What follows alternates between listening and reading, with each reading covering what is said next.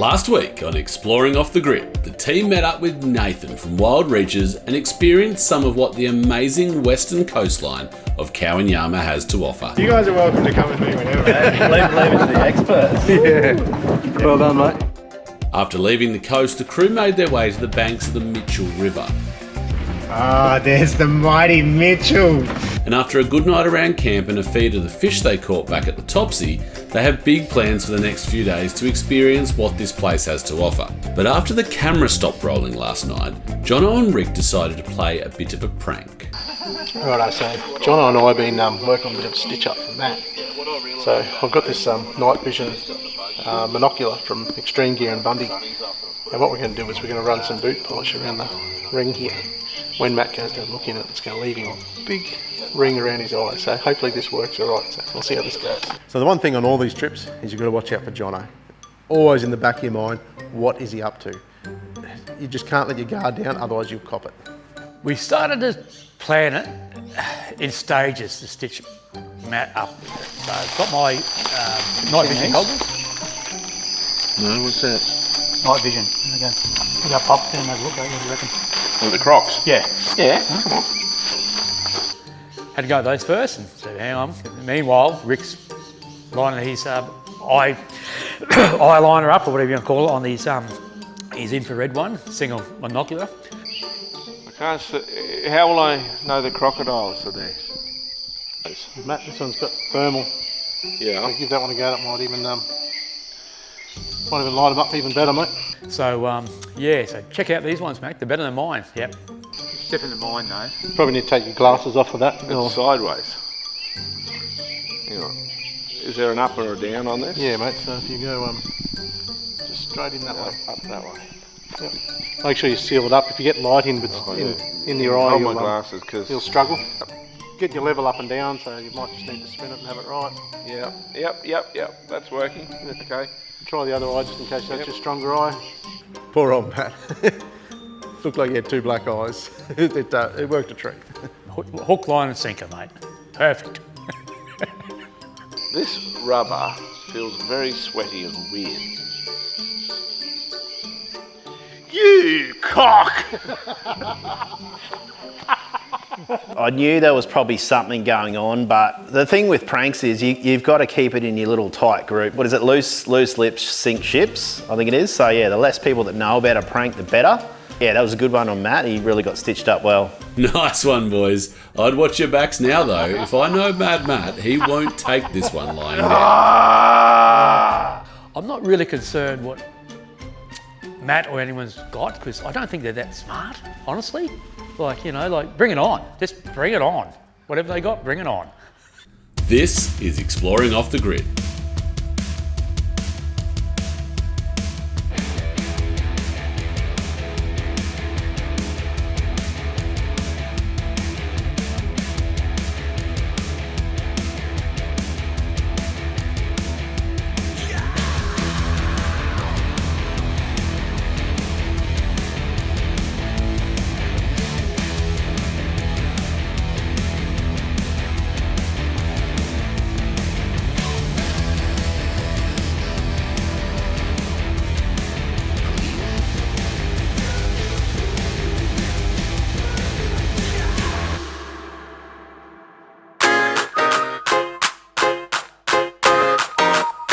This morning, the team are keen to explore, and Nathan has a bit of a plan up his sleeve to take the boys on a mission to find a Barra.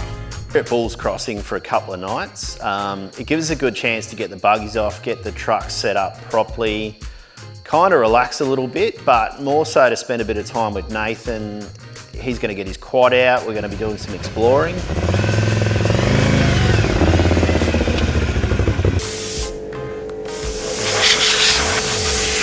So the mission today was to get the buggies out. Nathan had his quad, poke along the riverbank and flick a line wherever we can get into along the Mitchell River. Towards the salt, we're going to have more mangroves. Probably bigger Barra and more Bigger crocs. Yeah, dirtier water. You can't. Yeah. You know, you can't see them coming. Yeah. That sounds right to me, especially getting a swim in. Yeah. I'm keen. Being a while between dips. So what I'm normally doing is taking no food and challenging myself, you know, and that means a lot of the time fishing all day and walking a lot of kilometres on rivers just like this. And the boys are here to spend time with me and sort of see what I do. So we dipped our toes in, we took the bikes and the buggies instead of walking. Over the trip, there's been lots of opportunities for being stitched up, having a prank on another mate. The rules are it mustn't cost money for the other person, and it's got to be fair, sort of thing. So I decided I was going to get Jono and Rick. So Jono and Rick have been playing practical jokes on me, so it's time to get them back. It's a little bit of special lubricant.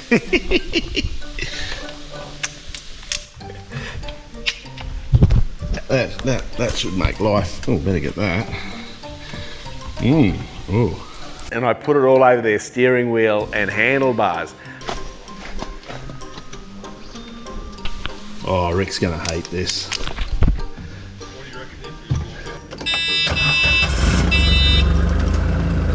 Where are we? All good, Jono?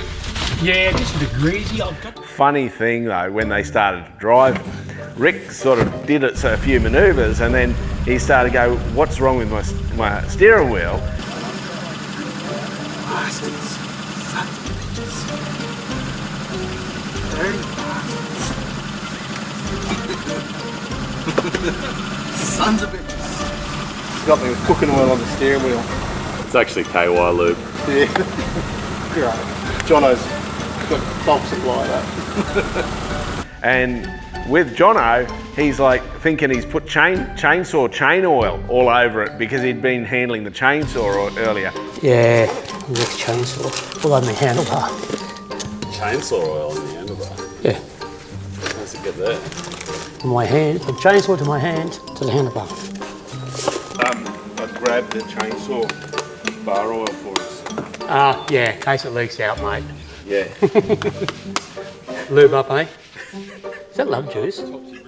That's love juice. That's what's on your handlebars. Anyway, I think I absolutely cracked them there. That was good value. I'm a bit worried why you got that. I thought it was chainsaw. Might keep that. It's empty. Trust me. I thought, how do I get chainsaw oil from the chainsaw? Nice work, Matt.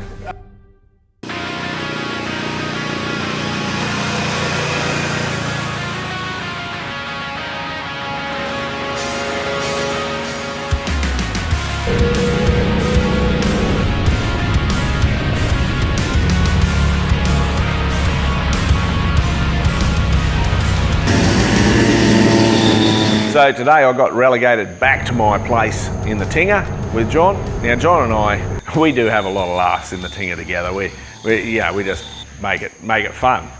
Looks like a little kid. But bull dust in the Tinger, that sucks. That sucks.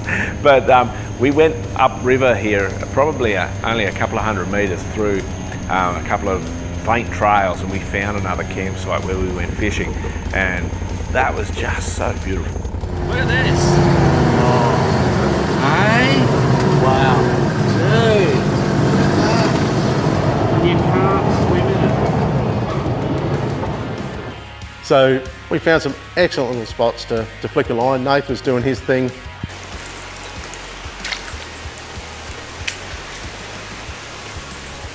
The two fish I'd eat out of this river would be the barramundi or a sooty grunter. And how many? There's like 6 of us hungry lads, so it's going to take a few. But yeah, what you can see here is a nice deep hole with plenty of structure going in with these Melaleucas, and it's reasonably shallow out in the middle, which is funneling everything through here. And the Barra should be sitting there out of the current, looking up, just ready to hit their prey.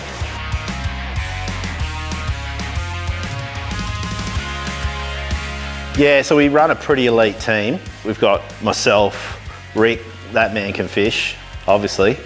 Nick was keen. He actually stayed out there for the longest and was trying to catch something. But yeah, to be honest, I don't think none of us have got much of an idea. And yeah, we'll do the 5-minute try to flick, but yeah, if nothing jumps on, mate, we'll tap out and probably grab a beer, to be honest. The rest of myself and the rest of the boys, I think 20 minutes later, our energy levels had just dropped and our confidence had dropped. But Nathan, he was off the rails, just flicking lines. Yeah, it was cool to see him in his natural habitat, I suppose you could call it. Yeah, there's a lot of patience. There's a lot of patience in fishing. It's I think you have to be. I didn't realise I was one of these people, but you have to be a special type of person, like have an addictive personality. I just go all day, and it's like I trick myself. You know, you look around the next bend, and you're like, something in your head says there's a fish around there, and it's better than here. And you get there, and you look at the next bend, and it just goes on forever. And you do that all day long, and eventually you get a fish, and you say to yourself, "I told you, I knew it. I knew it all along." In my show, everyone sees us catching a lot of fish, but they don't see the hours that go into it. The amount of content that I just delete at the end of the day when I'm editing, because it's just us walking and flicking lures, and no one wants to watch that. I could probably do this all day, but I think the lads are probably giving up back there at the bikes, so I think we'll shift on to the next spot. I don't know what happened to John. I was putting my helmet on and they're reversing out. It didn't seem to be any obstacles, and then Matt jumped on the radio and said, Jono might have broken his nose. Yeah, bloody branch just flicked straight through. Lucky they had a helmet on, I tell you. Where'd you hit your face? One of the palm fronds just come. It was thick, and I didn't see it. Thick. Yeah. Yeah, just sprung back and come back to it. Boom. Because I was looking this way, reversing up. So, can you read? Get my glasses. Where's your gun, mate? Your gun? No, it's a good, mate. Just a wet wipe or something. All jokes aside, like, this is why you've got to be prepared out here, because silly things can happen. I'll show you the stick in a moment that got him. So we were reversing up from down here, and as we've come back, you know, there's hard to see stuff, but this was hanging out like that, and it's come through behind the tinger and then smashed into Jono's nose. Yeah, he'll be all right, but I just stress to you, it's all well and good out here, but you got to be careful, because we're a long way from help out here, but we're prepared, and we've got the experience. You know, there's first aiders in the team and all of that, and this isn't, you know, he'll be fine, but be prepared, be safe, people. Wasn't pleasant. I thought I had broken my nose. Claret started coming out straight away, and yeah, really didn't know how bad it was going to be or not going to be, but in the end, it wasn't too bad. A bit sore around the nose, but you just got to think before you do stuff, and I didn't think.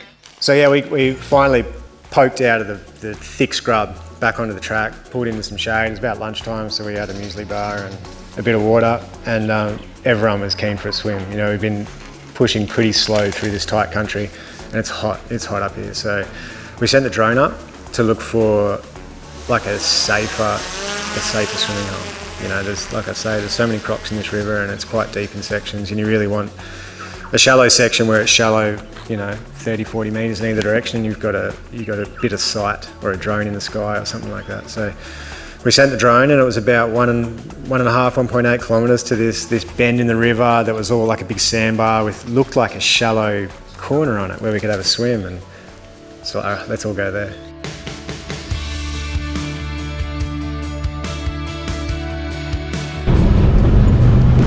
Hey brother, how are you? Good. I know you guys are coming out. Josh, how are you, man? We're just going to go for a swim up here. Yeah. Like just here in this corner, looks like the river comes close to the track. You want to have a look there?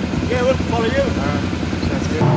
So we're poking along this track, and a couple of Nathan's local mates knew that we were out here, and they've come out to say g'day, and we were looking for this swimming hole. And they said, oh, you're going the wrong way, you got to keep going up this way. Anyway, they've given us some knowledge of where this swimming hole is. So we're heading up there now, and fingers crossed, we're going swimming.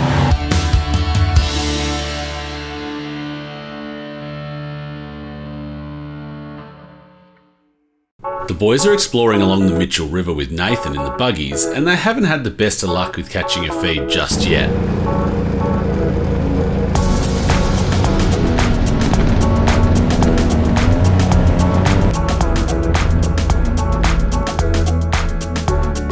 Yeah, so Nathan's a bit of a celebrity in that area, so he's got a lot of mates. A lot of the locals come down to give us a hand, or give him a hand and show us how to fish and so forth. Yeah, once we found that swimming hole, the boys come down and just said, look, no crocs here, boys, bull sharks only, so we were just straight in. And it was the best feeling ever, to be honest. Like, we were dry, hot, dusty, to get in that water, it was perfect. So one of the things I see I'm a part of when I'm out on country, wherever I am, is that connection to country. The guys I'm with are really connected, and I've got a lot of trust in them. Quade and the boys are like, no, this is okay. You know, a couple hundred metres up where you guys were today is not that great. There's crocs up there, but here's okay. But when they went in the water, they're scanning the water and, you know, making sure there's nothing there. And we all felt a lot safer with their knowledge that, you know, that's been passed down to them, this area. They've been coming out here since they were, you know, knee high with their parents and their grandparents. And this has been going on a long time. When we all came back to camp with the boys, they said, let's go for a fish. And then they walked downstream 100 metres and the Barra were there within minutes. Oh, nice. Oh, look at the Barra. Look how it hooked up right. It's still funny.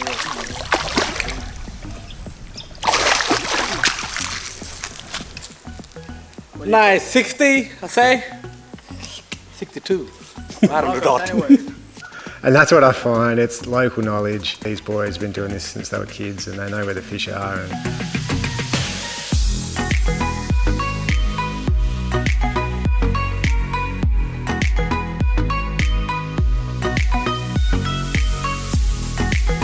Up in Cape York, look mate, you come to Cape York fishing, you bring a vibe.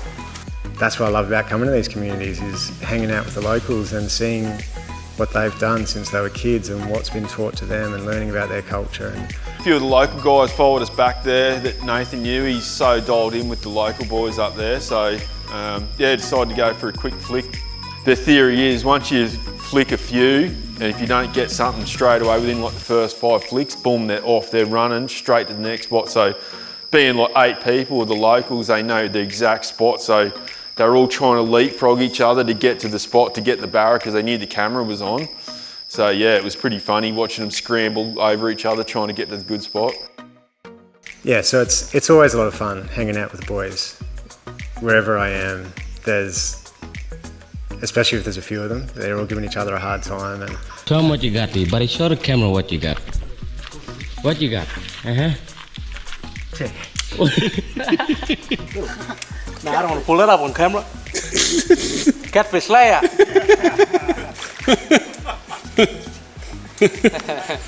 Typical. I'm not touching that thing. It's your rod. Oh, it is too. First name, last name. And tell us what you're doing out here today. We ended up walking a few k's down the river and you know, the boys are catching fish and getting lures stuck in trees, and there was all sorts going on. But you know, I just gave the rod to the boys a lot of the time and just sat back and had a good laugh and just listening to what they're talking about and just being a part of it. That's what it's all about for me. Well, thanks to Quade and the local lads, there is finally a feed of Barra.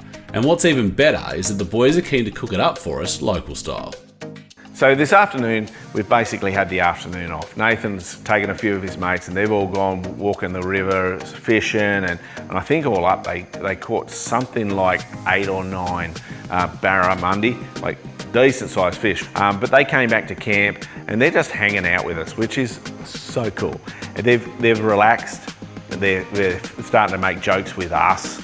I've shown them a bit of my content from a YouTube channel, which they really related to because it's Land Cruiser country up here and I'm a Land Cruiser guy. And it was amazing at Bulls Crossing to be able to have that barramundi fresh caught, like literally an hour old, with Nathan's mates, you know, Quade and the boys, just eating it naturally the way they did, cooked on the fire. Bit of flavour, eh?